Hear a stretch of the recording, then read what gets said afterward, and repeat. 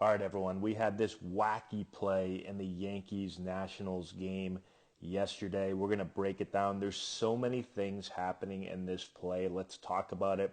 Give me your thoughts in the comments section below. So we have runners at first and second. We have nobody out.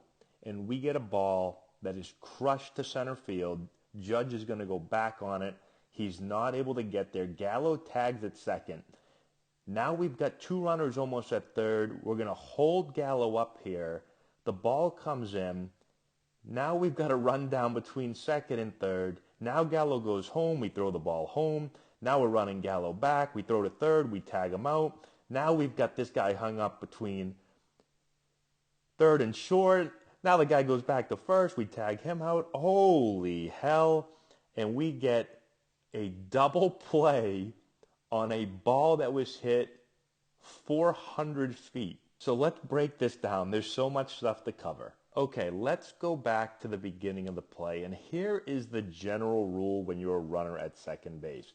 If there's nobody out and there's a fly ball that's taggable, we're going to tag up so that we can move to third base. If you're the runner at first base, you are typically going to mirror that runner. So if he goes to tag up, well then you can go and tag up. If he ends up getting off of the base, well then you can get off the base. So we pretty much mirror the runner ahead of us. So again, that is a general rule.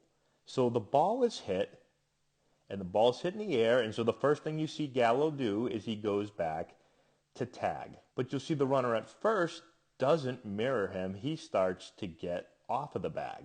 Now this is where we get into a little bit of the confusing part, because if you watch how the ball is hit and you watch Judge, and I know we're at a really high view here, but Judge is sprinting back, and there comes a point where you can tell that Judge isn't going to catch this ball, and if somehow he did catch it, he would literally catch it and smash into the wall, or he'd have to make some miraculous catch where he dives and catches it. The probability of him catching it is extremely low on this ball. So although the general rule says to go back and tag with nobody out and a ball that's taggable, for me, Gallo has to be able to read this a little bit better and say, the chances of Judge catching this are almost zero. And so what I would have done differently is I would have gotten off of the bag, and then if somehow Judge dove, caught it, smashed into the wall, I still would have time to run back to the bag, tag up, and then move up.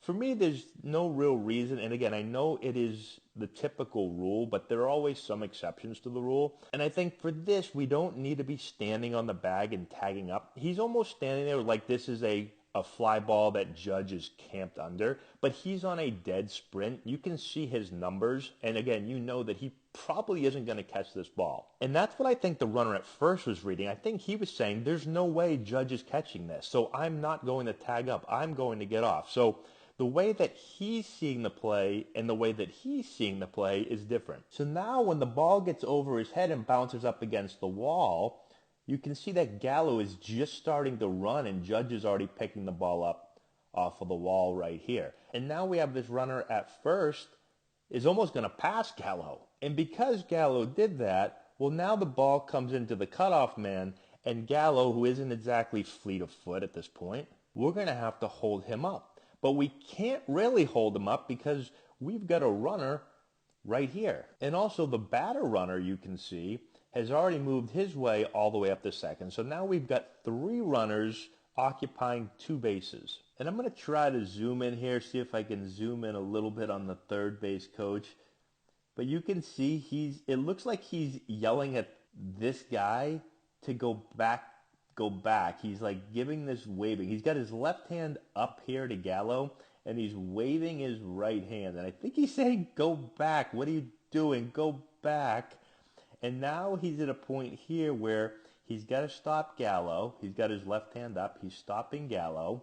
And then he just turns right here and he walks away. He goes, what the hell? All right, so he knows that we're in big trouble. And he just turns and starts to just walk away. He's like, let me close my eyes. I don't want to watch this. So things are already going poorly. But then it gets worse. So now Gallo slides in the third. We've got this runner caught up between second and third. We throw the ball to the middle. Now we get him in a rundown.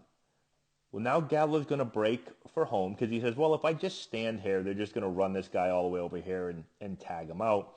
So I'm going to try to run home. Maybe we get lucky and we get a bad throw here. Well, we don't. We get a perfect throw right on the money. So this, for me, at this point right here, okay, we're in big trouble, especially at the major league level. We're not getting out of this rundown. So what should happen at this point is this runner should stay here. This runner should stay here. We're essentially giving Gallo up. And what the Yankees would do is they would just run him all the way back to the base. So they wouldn't even need to throw it. They just run him back. This guy could stay here. Again, this guy stays here. We tag Gallo out. Now, if you really want to get creative, which probably isn't going to happen at the big league level, but at a lower level you could, I would have two guys standing here, make this guy run him all the way back. They're going to say, two guys are on the bag, run them back. And then once Gallo gets back and you have two guys standing on the bag, then what you could do is when the catcher goes to tag Gallo, this runner right here could then sprint back this way and get the rundown started all over again and hope that you get them to screw up. At the big league level, what typically happens is this guy's going to stay here, this guy's going to stay here. They're going to tag Gallo out and say, you know what? Worst case scenario now, at least we have second and third with one out. Yes, it was a shit show, but things could have been worse. And this is where they get worse because this runner, again, that's at third, instead of just staying there, he now says, oh, I'm going to run back here. And you can see this third base coach. We got to zoom in on him again. Right? This guy's having a bad day. I feel bad for him. Right here, he goes, he put both hands up. He goes, no, why are you running? Like, now he's pissed again. So he was pissed, and now he's pissed again because he wanted him to just stay there, right? You can see him putting his hand up. He knows his right here. Like, why? Where are you going? So now they throw the ball to third. They tag out Gallo. But now we've got two runners that are about to occupy second base.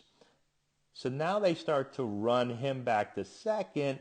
Now this guy is going to start to run back to first. So we run him there. Okay, he's going to make it back to second. Now we throw the ball over here and we tag this guy out and we've got a double play. So that is quite embarrassing at the major league level. And I know there's a lot of stuff going on right there, but hopefully I broke that down well enough for what the Nationals could have done and should have done. But I'll also give credit to the Yankees because they did a really good job. If we go back here for a second, so this ball smashed over his head, and you can see the Yankees set up a really good tandem relay. So you see the shortstop and the second baseman are both going out here, right? So you've got the shortstop leading the way. You've got the second baseman trailing.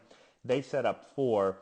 You've got to give credit to Judge, who picks the ball up off the wall and throws a strike right to the first cutoff man, who moves his feet, catches the ball, and gets the ball in to home. So that's a really good job of relaying that ball on the money again. A double cut or a tandem relay, whatever you want to call it. They get the ball in quickly to home. They had the first baseman right here trail the runner. So everything is set up really nicely for the Yankees. And then again, they do a good job of completing this, right? You've got kind of mayhem going on the bases, but they're doing a good job of running guys back, putting the ball in the money, good timing. They don't just settle for one out. They move on to the next two runners, right? They've got the right fielder in here on the rundown. So they've got everybody doing something. They do a really good job of collecting two outs on a play that they should never have collected two outs on. And that's got to be the most frustrating thing ever if I'm the manager. If I've got first and second and I get a ball hit over the center fielder's head, and not only do we not score a run, if we didn't score a run, I'd be like, what the hell? But we got a double play out of it? Like, I might just leave. I might pack up and go hit the showers. I might get ejected on the next play. I might come out and just yell about something and say, please throw me out of here. I can't watch this anymore. You're gone. Go to the clubhouse, take a shower. We'll see you tomorrow. But anyways, let me know what you think about this play in the comment section below. Subscribe to the channel, hit the notification bell, give it a thumbs up, all that good stuff. And we'll talk to you later.